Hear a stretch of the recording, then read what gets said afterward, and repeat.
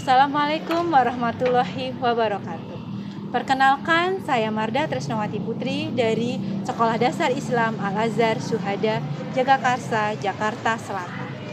Dalam kesempatan kali ini, saya akan berbagi praktik baik saya, yakni pengembangan karakter gotong royong melalui Teams Games Turnamen pada peserta didik SDI Al-Azhar Syuhada pada tahun pelajaran 2022-2023 pasca pandemi COVID-19.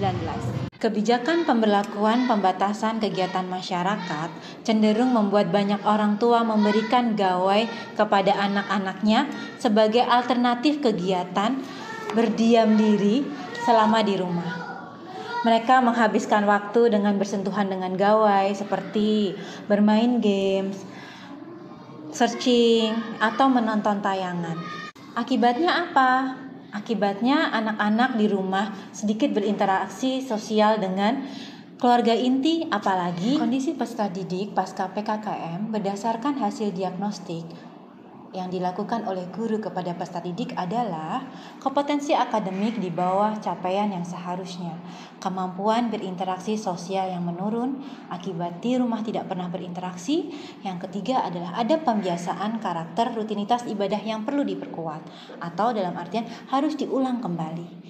Belum lagi ditambah dengan pengaruh negatif dari screen time yang meningkat sehingga anak-anak rentan stres, rentan berperilaku yang tidak baik. Kondisi-kondisi seperti inilah kondisi peserta didik pasca pandemi COVID-19 yang dimana harus kita atasi di SDI Al-Azhar Syuhada.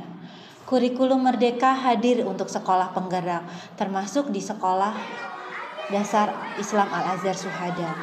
Namun, untuk tahun kedua, belum semua guru memahami kurikulum Merdeka. Guru-guru yang terdahulu juga belum kuat memahami kurikulum Merdeka dengan baik.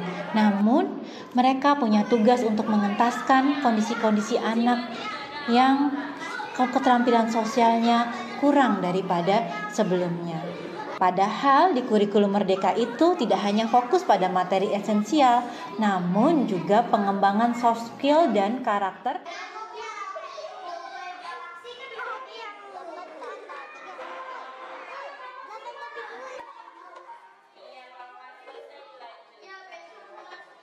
Saya sebagai Kepala Sekolah Dasar Islam Al-Azhar Syuhada mengambil kebijakan untuk tahun pelajaran 2022 sampai 2023. Saya memfokuskan untuk meningkatkan elemen gotong royong. Bagaimana anak-anak bisa memiliki karakter gotong royong. Nah, dengan posisi awal mereka keterampilan sosialnya sangat rendah akibat pasca pandemi COVID-19. Kami mencoba menggunakan modifikasi Teams Games Turnamen. Teams Games Turnamen itu adalah kegiatan pembelajaran yang melibatkan strategi kelompok para peserta didik dengan metode bermain games di mana peserta didik memainkan permainan dengan anggota-anggota lain untuk memperoleh skor bagi tim mereka. Di sini dalam modifikasi Teams Games Turnamen ada 4 poin yang penting. Pertama, melibatkan suatu permainan kompetisi. Yang kedua, siswa-siswi dikelompokkan ke dalam kelompok-kelompok kecil. Dan yang ketiga adalah penghargaan kelompok. Berbeda dengan Teams Games Turnamen yang asli yang melibatkan games dengan metode kartu berisikan pertanyaan di meja turnamen, di Al-Azhar Syuhada menerapkan modifikasinya dengan cara melibatkan permainan yang melibatkan aktivitas motorik atau aktivitas yang penuh dengan gerakan.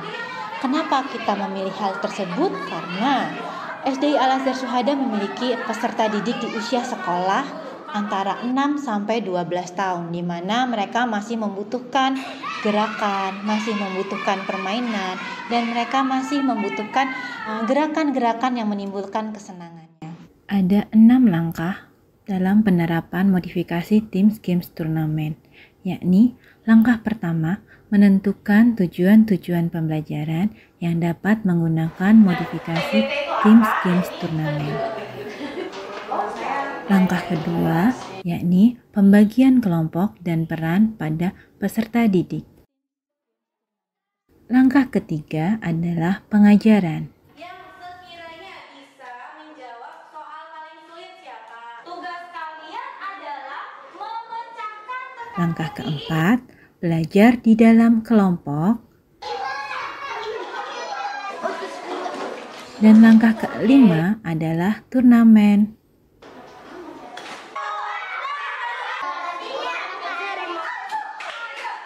Terakhir, langkah keenam adalah rekognisi tim.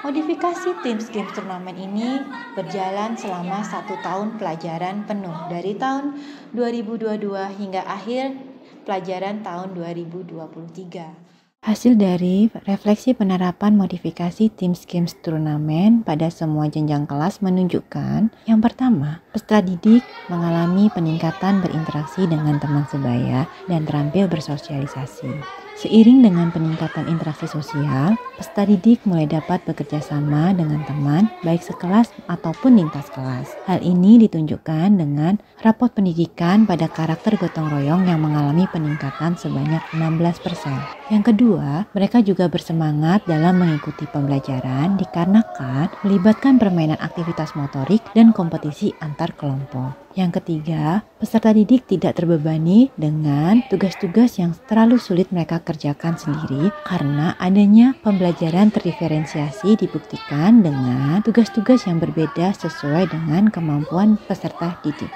Yang keempat, membuat peserta didik tidak terbebani akan nilai individu sehingga menciptakan suasana belajar yang menyenangkan sesuai tujuan merdeka belajar. Namun demikian, berdasarkan hasil refleksi penerapan modifikasi Teams Games Turnamen juga ditemukan beberapa kelemahan. Yang pertama adalah untuk kelas rendah, kelas 1-3, masih perlu motivasi kepada peserta didik untuk menjadi tutor sebaya. Sebaliknya, untuk kelas tinggi, kelas 4-6, terjadi adanya saling mengandalkan satu sama lain. Ada yang menjadi pasif karena teman-temannya terlalu aktif atau ada temannya yang memang mengandalkan anggota tim yang lain. Oleh karenanya, bagaimanapun guru memiliki peran penting dalam menjalankan modifikasi Teams Games Turnamen dengan baik agar tujuan pengembangan karakter gotong royong tercapai dan tujuan pembelajaran pun ikut tercapai. Demikian praktik baik saya. Terima kasih atas perhatian teman-teman. Wassalamualaikum warahmatullahi wabarakatuh. Oke, bismillahirrahmanirrahim. Assalamualaikum warahmatullahi wabarakatuh. Perkenalkan, nama saya Dini Sokoto Adian. Saya mengajar di kelas 1B Al-Azhar Syuhada. Pada kesempatan kali ini, insya Allah saya akan memberikan testimoni tentang model pembelajaran TGT. Apa itu TGT? TGT adalah pembelajaran yang berkelompok dan memberikan ruang kepada anak-anak yang mampu, yang sedang, dan yang cukup. Nah, dari pembelajaran model ini, anak-anak tentunya sangat senang. Kenapa senang? Karena di dalamnya terdapat games. Dari games tersebut, anak-anak bisa mendapatkan reward. Kelebihan dari pembelajaran TGT ini, anak-anak pembelajarannya bisa lebih menantang, menyenangkan, membahagiakan, khususnya untuk kelas-kelas bawah ya. Kelas bawah sangat senang sekali jika pembelajarannya penuh dengan games. Perkenalkan, nama saya Bu Wirda dari SD Islam Al-Azhar Syuhada. Dalam kesempatan kali ini saya ingin menyampaikan beberapa kelebihan dan kelemahan dalam pembelajaran TGT. Kelebihannya yaitu siswa lebih aktif, lebih senang dalam pembelajaran yang berbasis games, membuat siswa sangat semangat dalam mengikuti kompetisi yang baik.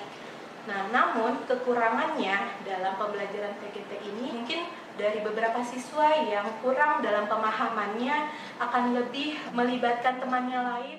Sekian dari saya mengenai TGT. Terima kasih. Wassalamualaikum warahmatullahi wabarakatuh.